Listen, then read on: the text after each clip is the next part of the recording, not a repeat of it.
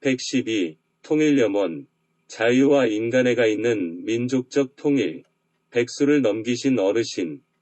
그리고 우리 민족의 지도자로 큰 역할을 하고 계신 철학자 김영석 교수님의 나라를 걱정하시는 글을 아직 접해보지 못하신 분을 위해 에듀짱 전한준 유튜브 교육방송으로 소개합니다.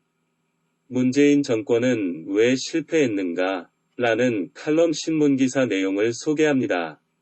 통합을 말하며 편 가르는 정치인들 싸워서 승리하면 정의가 된다는 몰염치 잘못 뉘우치지 않으면 지도자 될 수 없어 문재인 정권이 출범한 지 4년이 지났다.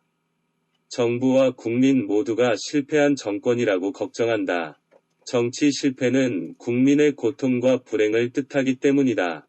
그 원인은 무엇이었는가? 정치는 주어진 현실에서 출발해야 한다. 그런데 현 정부는 전통에서 어긋나는 이념으로 시작했다. 진보로 자처하는 운동권 출신들이 지나간 좌파 이념을 그대로 사회적 현실에 적응시켰다. 정책의 방향과 인재를 이념을 같이 하는 진영으로 국한시켰다. 이념이 다른 정치인은 물론이고 사회 각계 전문가들까지도 정권 무대에서 배제시켰다. 적폐청산을 4년간 계속하는 동안 정권에 동조하지 않는 국민들까지 경시하는 사회 풍토를 만들었다.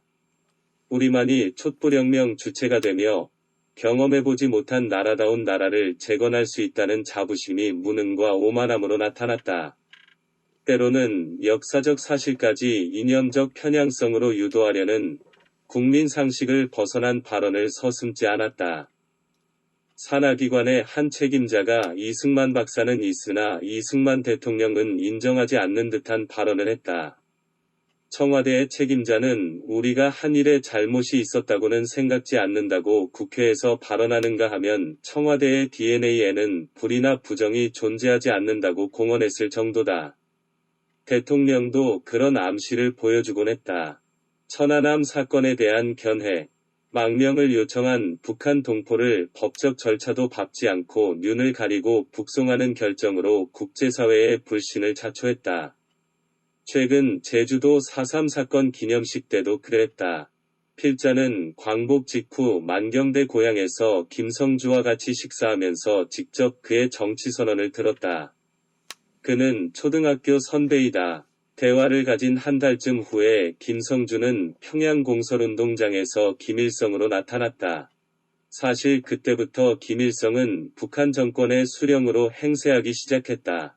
공산정권은 국가 재건이라는 간판을 앞세워 인민공화국의 주체와 실세로 정착했고 그 결과의 하나가 4년 6개월 후의 6.25 전쟁이었다. 그 주동자들이 유엔에서 민족의 합법적인 유일한 정부로 인정한 대한민국 정부 수립을 반대하며 반민족적 건국이라고 주장할 자격과 양심이 있었는가? 우리가 염원하는 통일은 남북으로 갈라진 이념적 투쟁이나 무력이 아닌 자유와 인간애가 있는 민족적 통일이다. 국민들은 낡은 이념의 노예가 된 정치인들이 통일의 의임을 맡을 자격이 없다고 생각한다. 이런 이념과 성격을 안고 현 정권은 우리만이 주어진 이념을 성취시킬 수 있다는 집념을 실천에 옮기기 시작했다. 자연히 사회는 우리 편과 저편으로 갈라졌다. 지금처럼 국민 분열이 극심한 때는 없었다. 대통령은 취임할 때부터 화해와 통합을 선언했다. 그러나 결과는 정반대로 나타났다. 그 책임자는 누구였는가? 야당 정치인이나 국민이 아니다. 집권자인 현 정부 지도층이다. 최근 여당 내부는 친문, 비문으로 갈라지고 있다. 박근혜 정부를 비방하던 정권이 친박, 비박보다 더 수준 낮은 현실을 보여주고 있다. 분열과 싸움은 더 치졸한 방법을 택하는 법이다. 싸워서 승리하면 정의가 된다는 몰염치한 가치관을 강요했다. 그런 정의는 역사 어디에도 존재하지 않는다. 경제는 150년 전 계급투쟁의 패습을 계승하면서 국제정세를 위한 거시경제는 외면하고 국내적인 사소한 과제에 몰입하는 동안 실패를 거듭했다.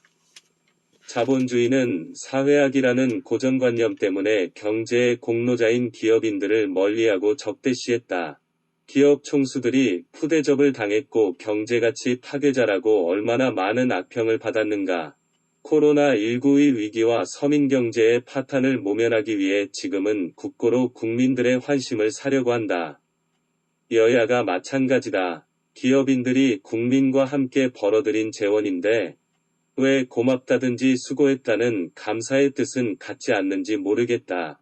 정치적 실책은 더 심했다. 운동권 동지의식 때문에 관건과 이권에 가담했던 사람들도 국회의원으로 남는가 하면 대통령 측근이면 어디서나 우대를 받는다.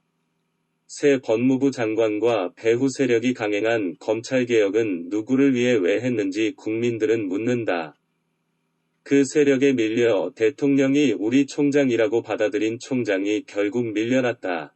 국민들은 그를 차기 대선 후보로 기대하고 있다. 왜 그런가? 무너져가는 사회 정의와 대한민국의 민주주의를 누군가는 확고히 지켜줘야 하겠기 때문이다. 그렇다고 여당 전체에 대한 실망은 아니다. 정권보다도 국민을 더 위하고 섬기려는 정치인들이 있음을 믿고 있다. 자기 잘못을 모르거나 뉘우치지 못하는 사람은 누구도 지도자가 될 수 없다는 역사의 교훈을 배반해서는 안 된다. 청초 생각. 내로남불의 지도자는 불가.